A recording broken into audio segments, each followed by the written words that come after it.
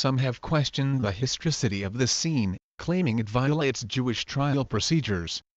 For example, the Mishnah states that it is illegal for the Sanhedrin to meet at night, on the eve of Passover, or in the high priest's home.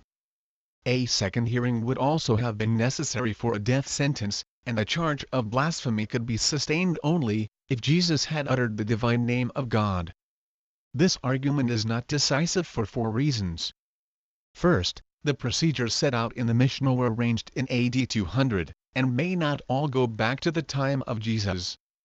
Second, even if they do go back to the 1st century, they represent an ideal situation, which may or may not have been followed in Jesus' case. The existence of guidelines suggests abuses in the past. They may have arisen as correctives to illegitimate trials like this one.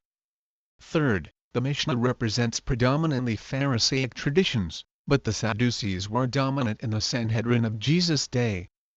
Finally, there is good evidence that blasphemy was sometimes used in Judaism in a broader sense than uttering the divine name, including actions like idolatry, arrogant disrespect for God, or insulting his chosen leaders. On closer inspection, Mark's trial account makes good sense, when viewed in the context of Jesus' ministry. Jesus' temple action would naturally have prompted the high priest to ask if he was making a messianic claim.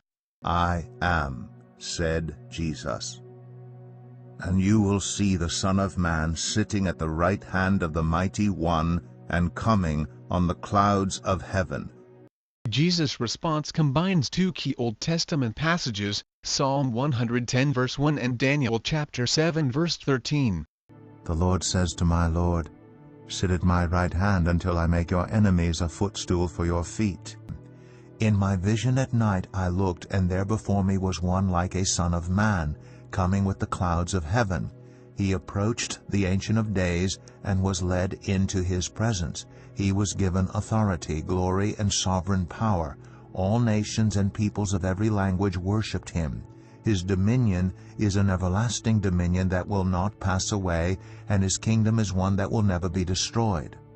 The first indicates that Jesus will be vindicated by God and exalted to a position at his right hand. The latter suggests Jesus will receive sovereign authority to judge the enemies of God.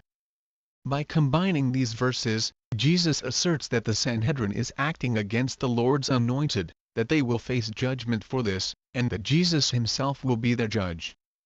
Such an outrageous claim was blasphemous to the Sanhedrin, which viewed itself as God's appointed leadership, the guardians of his holy temple.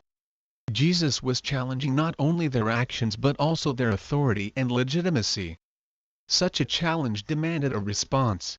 The high priest tore his clothes. "Why do we need any more witnesses?" he asked. "You have heard the blasphemy. What do you think?" They all condemned him as worthy of death.